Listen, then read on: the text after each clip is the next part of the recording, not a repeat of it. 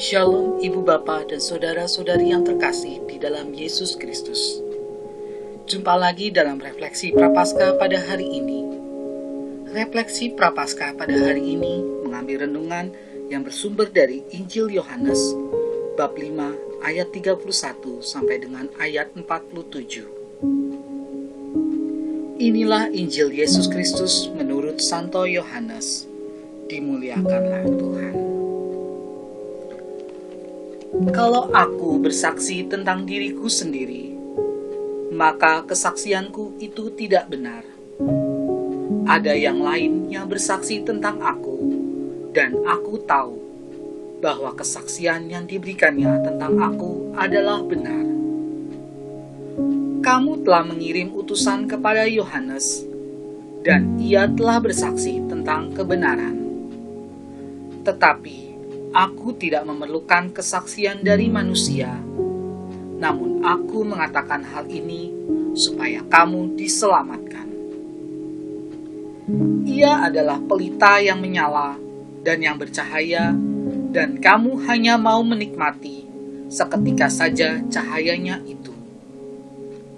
Tetapi aku mempunyai suatu kesaksian yang lebih penting daripada kesaksian Yohanes, yaitu segala pekerjaan yang diserahkan Bapa kepadaku supaya aku melaksanakannya. Pekerjaan itu juga yang kukerjakan sekarang, dan itulah yang memberi kesaksian tentang aku, bahwa Bapa yang mengutus aku. Bapa yang mengutus aku, dialah yang bersaksi tentang aku. Kamu tidak pernah mendengar suaranya, rupanya pun tidak pernah kamu lihat, dan firman-Nya tidak menetap di dalam dirimu, sebab kamu tidak percaya kepada Dia yang diutusnya. Kamu menyelidiki kitab-kitab suci, sebab kamu menyangka bahwa olehnya kamu mempunyai hidup yang kekal. Tetapi walaupun kitab-kitab suci itu memberi kesaksian tentang aku, namun kamu tidak mau datang kepadaku untuk memperoleh hidup itu. Aku tidak memerlukan hormat dari manusia. Tetapi tentang kamu, memang aku tahu bahwa di dalam hatimu, kamu tidak mempunyai kasih akan Allah. Aku datang dalam nama Bapakku, dan kamu tidak menerima aku. Jikalau orang lain datang atas namanya sendiri, kamu akan menerima dia. Bagaimanakah kamu dapat percaya, kamu yang menerima hormat seorang dari yang lain, dan yang tidak mencari hormat yang datang dari Allah yang Esa? Jangan kamu menyangka bahwa aku akan mendakwa kamu di hadapan Bapa. Yang mendakwa kamu adalah Musa, yaitu Musa yang kepadanya kamu menaruh pengharapanmu. Sebab, jikalau kamu percaya kepada Musa, tentu kamu akan percaya juga kepadaku, sebab ia telah menulis tentang aku. Demikianlah Injil Tuhan. Terpujilah Kristus. Bapak, Ibu, Saudara-saudari yang terkasih, setelah kita mendengarkan bacaan yang baru saja kita simak bersama, kini mari kita dengarkan bersama renungan dan sharing iman yang akan dibawakan oleh Bapak Beni.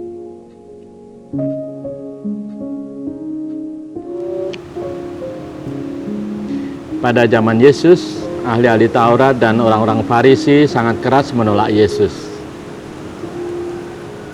Yohanes Pembaptis yang telah begitu lantang bersaksi tentang Yesus, bahwa Yesus itu adalah benar-benar Mesias, anak Allah yang hidup, namun mereka tetap menolak untuk percaya bahwa Yesus itu adalah benar-benar utusan Allah.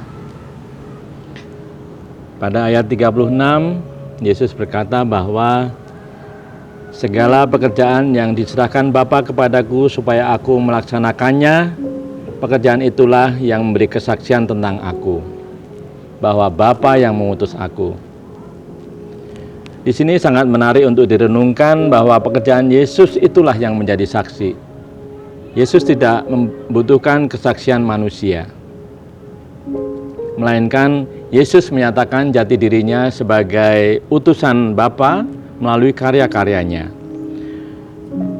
Bapa dimuliakan dan dinyatakan melalui karya-karya Yesus. Lalu bagaimana dengan kita saat ini? Kita yang mengaku sebagai pengikut Kristus, apakah kita meneladani Yesus dengan memberi kesaksian tentang Bapa melalui karya-karya kita? Apakah kita sudah menjadi saksi Kristus? Sebagian besar dari kita mungkin menjawab, ya, saya sudah melaksanakan tugas-tugas karya pelayanan yang ditugaskan pada saya. Tetapi sebagian lain mungkin menjawab, bagaimana ya, saya ini kan orang biasa-biasa saja. Saya tidak mempunyai talenta. Bagaimana saya bisa meneladani Yesus dengan karya-karya besarnya? Bapak Ibu yang terkasih dalam Kristus, Santa Teresa yang dulu kita kenal dengan Bunda Teresa pernah mengatakan bahwa tidak semua orang dapat melakukan hal-hal besar, namun setiap orang dapat melakukan hal yang kecil dengan cinta yang besar. Maka sebagai pengikut Kristus, kita juga bisa meneladani karya-karya Kristus dengan hal-hal yang kecil. Dimulai hal-hal yang kecil, tapi kita melakukan dengan cinta yang besar.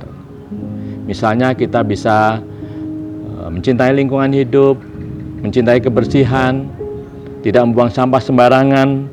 Itu adalah contoh-contoh yang bisa kita lakukan sebagai pengikut Kristus.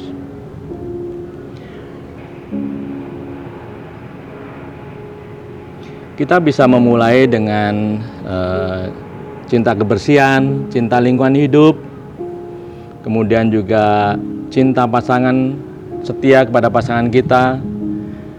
Itu adalah contoh-contoh perbuatan saksi Kristus dimulai dari hal-hal yang kecil. Kita juga bisa hidup dengan penuh syukur, rajin berdoa, membaca kitab suci. Menjadi saksi Kristus melalui karya-karya juga kita bisa lakukan dengan mulai terlibat dalam kegiatan lingkungan. Kita melaksanakan tugas-tugas gereja.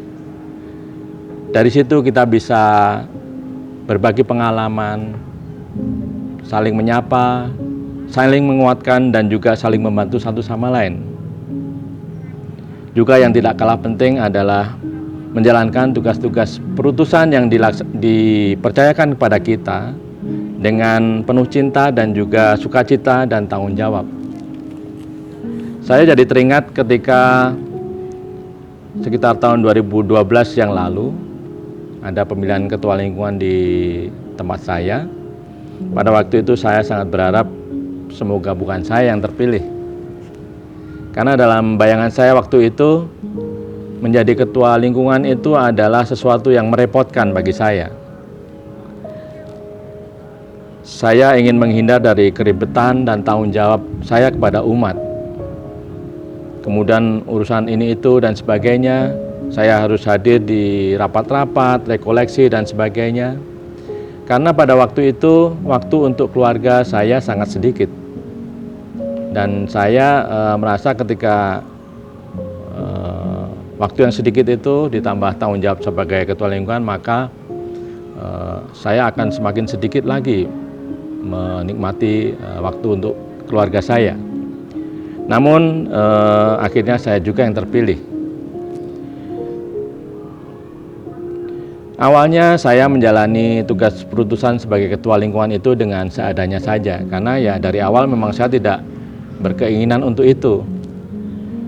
Namun seiring dengan berjalannya waktu, saya semakin disadarkan bahwa banyak yang harus saya selesaikan dalam lingkungan ini. Untuk itulah umat mempercayakan kepada saya untuk memimpin mereka. Saya menyadari bahwa lingkungan membutuhkan talenta dan pengalaman saya dalam menyelesaikan permasalahan yang ada di lingkungan saat itu. lingkungan mempunyai banyak permasalahan, di antaranya kegiatan yang lesu, kemudian keterlibatan umat yang kurang, juga kemandirian lingkungan dalam melaksanakan tugas-tugas gereja, sehingga kita harus meminta bantuan lingkungan lain untuk menggantikan. Itu adalah sebagian permasalahan yang ada di lingkungan yang harus saya selesaikan sebagai ketua lingkungan. Akhirnya lambat laun dengan kerja keras dan kerjasama dengan pengurus lingkungan yang lain, satu persatu permasalahan itu dapat diselesaikan. Kemudian lingkungan menjadi semakin hidup, semakin banyak yang hadir, kegiatan berjalan, umat merasa tersapa, dan kemudian juga administrasi dan keuangan berjalan dengan baik dan transparan. Maka di situ saya merasakan bahwa Tuhan melalui Roh Kudus-Nya bekerja bersama saya. Jadi ketika kita melaksanakan tugas perutusan, kita tidak dibiarkan untuk berjalan sendiri. Tuhan mengirimkan Roh Kudus-Nya untuk bekerja bersama-sama kita dalam melaksanakan dan menyelesaikan tugas-tugas lingkungan. Yang dibutuhkan dari kita hanya penyerahan diri, kemudian semangat dan kerelaan berkorban. Lalu Allah sendiri yang akan menyempurnakannya.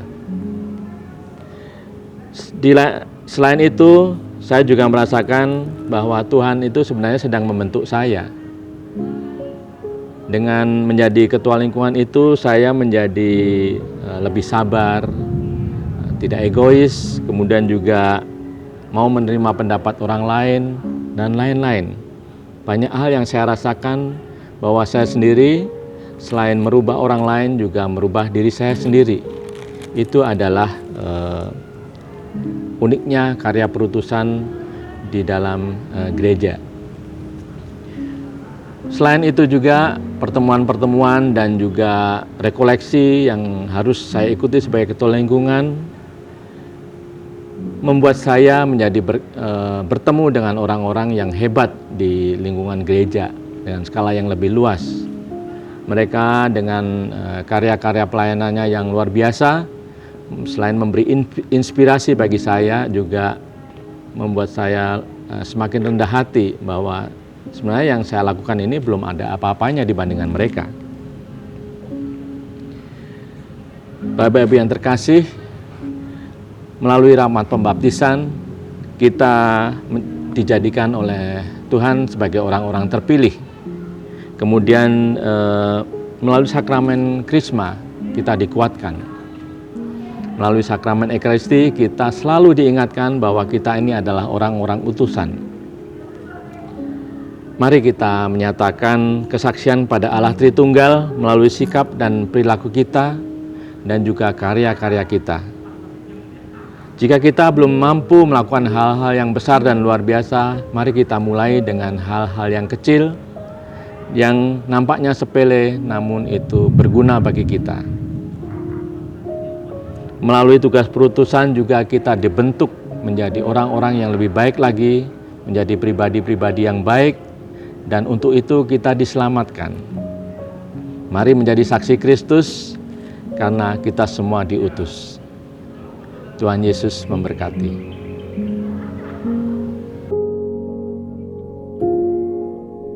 Thank